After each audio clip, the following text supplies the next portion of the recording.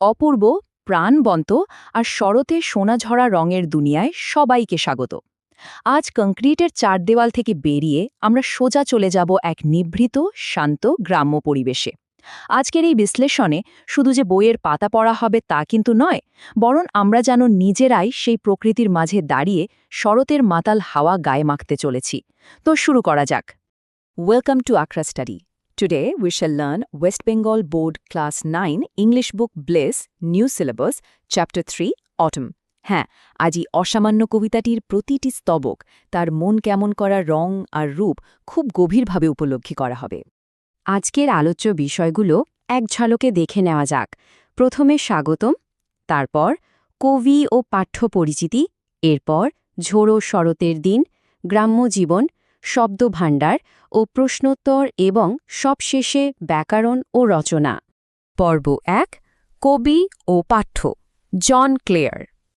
এই অসামান্য সৃষ্টির কারিগর হলেন ইংরেজ কবি জন ক্লেয়ার, যাকে গ্রাম্য প্রকৃতির একনিষ্ঠ পূজারী বলা হয়। কবিতাটিকে সময়ের একটা সুন্দর ক্রমানুসারে ভাগ করা যায়। একবার কল্পনা করা যাক, এক পুরনো কুটিরের জাংলার ধারে দাঁড়িয়ে সারা দিন ধরে প্রকৃতির রূপ বদল দেখা হচ্ছে। সকালে দমকা হাওয়া, বিকেলে চড়ুই পাখির আনন্দ, আর তারপর ক্রমশ সময় এগিয়ে যাচ্ছে শীতের রুক্ষ বিবর্ণ নভেম্বরের দিকে। পর্ব ২, ঝোড়ো শরতের দিন, সকালের দৃশ্য। দৃষ্টিটা ধীরে ধীরে জানলার বাইরে থাকা একটা প্রকাণ্ড গাছের দিকে নিয়ে যাওয়া যাক। গাছটার গুড়িতে সবজেটে শ্যাওলা, আর পাতাগুলো শরতের ছোঁয়ায় ফ্যাকাশে সোনালি। I love the fitful gust that shakes the casement all day. অর্থাৎ সেই দমকা হাওয়া যা সারাদিন জানলার পাল্লাগুলোকে কাঁপিয়ে দেয়, আর সেই শ্যাওলা ধরা এলম গাছ থেকে বিবর্ণ পাতাগুলোকে ছিনিয়ে নেয়।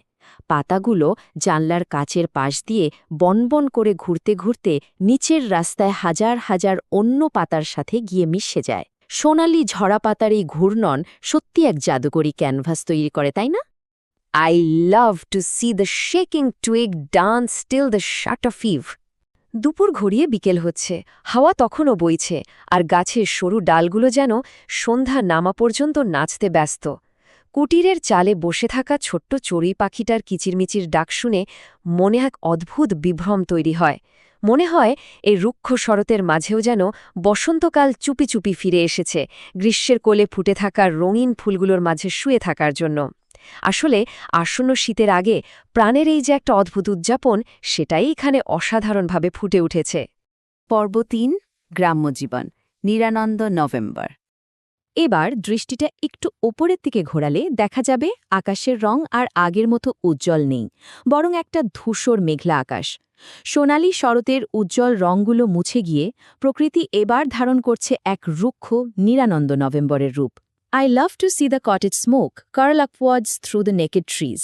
এই ধূসর নভেম্বরের দিনে পাতাশূন্য নগ্ন গাছের ফাঁক দিয়ে যখন কুটিরের ধোয়া কুণ্ডলি পাকিয়ে ওঠে, দৃশ্যটা অসামান্য লাগে।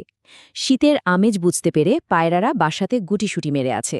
দূরে আবর্জনা স্তূপের ওপর দাঁড়িয়ে মোরগ ডাকছে, আর ওই দূর প্রান্তরে হাওয়ার দাপটে একনাগারে ঘুরে চলেছে উইন্ডমিলের পাখাগুলো। The feather from the raven's breast falls on the stubble lee. এখানে দৃশ্য আর শব্দ দুটোরই এক অসাধারণ মেলবন্ধন ঘটেছে। দ্বারকাকের বুক থেকে খসে পড়া পালক ধীরে ধীরে নেমে আসছে ফসল কাটা মাঠের গোড়াগুলোর ওপর। পুরনো কাকের বাসার কাছ থেকে ওক গাছের ফলগুলো টুকটাক শব্দ করে মাটিতে পড়ছে, আর নিচে অপেক্ষারত শুয়োরগুলো ঘোত শব্দ করে সেই ফলগুলো খাওয়ার জন্য হুড়মুড়িয়ে ছুটে যাচ্ছে। এই টুকটাক শব্দ আর প্রাণীদের ব্যস্ততা পুরো দৃশ্যটাকে ভীষণ বাস্তব আর নিমগ্ন করে তোলে। একেবারে চোখের সামনে যেন জীবন্ত হয়ে ওঠে গ্রামের ওই শীতের সকালটা।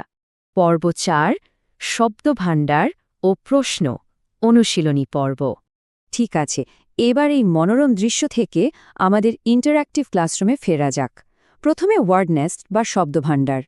টুয়ার্লিং মানে হল বন বন করে ঘোরা, ঠিক যেমন ওই ঝরা পাতাগুলো ঘুরছিল। খুব মানে পাখির বাসা, যেখানে পায়রা গুটিসুটি মেরেছিল। স্টাবল হল ফসল কাটার পর মাঠে পড়ে থাকা শস্যের গোড়া। লি মানে ঘাসে ঢাকা প্রান্তর। অ্যাকন্স হল ওক গাছের ছোট বাদামি ফল। আর প্যাটারিং মানে হল বারবার হওয়া টুপটাপ শব্দ। এই শব্দগুলোই কিন্তু কবিতায় রং আর শব্দ যোগ করে গোটা বিষয়টাকে আরও আকর্ষণীয় করে তুলেছে। এবার প্রথম প্রশ্নটা দেখে নেওয়া যাক। সারাদিন ধরে ওই দমকা হাওয়া বা ফিটফুল গাস্ট ঠিক কি কাঁপিয়ে দেয়? অপশনগুলো হলো জানলার কাঁচ, পর্দা, জানলার পাল্লা নাকি দরজা। একদম প্রথম স্তবকটা মনে করলেই উত্তরটা পরিষ্কার হয়ে যাবে। হ্যাঁ, ঠিক ধরা হয়েছে। সঠিক উত্তরটি হবে অপশন সি, কেসমেন্ট, যার অর্থ জানলার পাল্লা। পরের প্রশ্নটা বেশ মজার। চড়ুই পাখিটি কোথায় বসে কিচিরমিচির করছিল, যার ফলে মনে হচ্ছিল বসন্ত এসে গেছে? অপশনগুলো হলো কুটিরের চালে, ছাদের ওপর, শ্যাওলা ধরা এলম গাছে নাকি জানলার পাল্লায়। মনের ক্যানভাসে সেই বিকেলের ছবিটা আনলে সহজে উত্তর পাওয়া যাবে। সঠিক উত্তর হলো অপশন এ, কটেজ রিগ, অর্থাৎ কুটিরের চালের ওপর। এক্সারসাইজ 2তে 25টি শব্দের মধ্যে উত্তর দিতে হবে।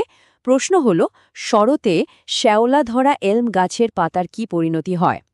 খুব সহজ করে সাজালে উত্তরটা ঠিক এরকম হবে। শরতের দমকা হাওয়া শ্যাওলা ধরা এলম গাছ থেকে বিবর্ণ পাতাগুলোকে ঝরিয়ে দেয়, তারপর সেগুলো জানলার কাঁচের পাশ দিয়ে ঘুরপাক খেতে খেতে নিচের রাস্তায় গিয়ে পড়ে। এই গুছিয়ে লেখার অভ্যাসটাই কিন্তু পরীক্ষায় পুরো নম্বর পেতে দারুণ সাহায্য করবে। পর্ব 5, ব্যাকরণ ও রচনা, ভাষার আসল কাঠামো। এক্সারসাইজ 4-এ রয়েছে ভয়েস চেঞ্জ বা বাচ্য পরিবর্তন। লক্ষ্য করা যাক, বাক্যে প্রথমে ছিল the boy has read out the letter. এখানে দ্য বয় হল সাবজেক্ট এবং দ্য লেটার হল অবজেক্ট। একে প্যাসিভ বা কর্মবাচ্যে পরিবর্তন করলে অবজেক্টটা সাবজেক্টের জায়গায় চলে আসবে। তাই বাক্যটা হয়ে যাবে the letter has been read out by the boy. মনে রাখা প্রয়োজন, টেন্স কিন্তু একই থাকে, শুধু ভার্বের রূপটা নিয়ম অনুযায়ী পাল্টে যায়। বেশ সোজা, তাই না? এক্সারসাইজ 5-এ আমরা ন্যারেশন বা উক্তি পরিবর্তন শিখব। ডাইরেক্ট স্পিচে বাক্যটি হল he says, let you be successful in life. এখানে উদ্ধৃতি চিহ্নের ভেতরের কথাটি একটি আশীর্বাদ বা ইচ্ছা প্রকাশ করছে। তাই ইনডাইরেক্ট করার সময় উদ্ধৃতি চিহ্ন উঠে যাবে এবং আমরা উইশেস শব্দটি ব্যবহার করব। সঠিক উত্তরটি হবে he wishes that I might be successful in life. এই ছোট ছোট যুক্তিগুলো মনে রাখলেই ব্যাকরণ একেবারে জলের মতো সোজা হয়ে যায়। এবার আসা যাক এক্সারসাইজ 7-এর কম্পোজিশন বা রচনায়। এখানে কাগজ তৈরির একটা ফ্লো চার্ট দেওয়া আছে। এবার এটাকে একটা দারুণ গল্পের মতো সাজানো যাক।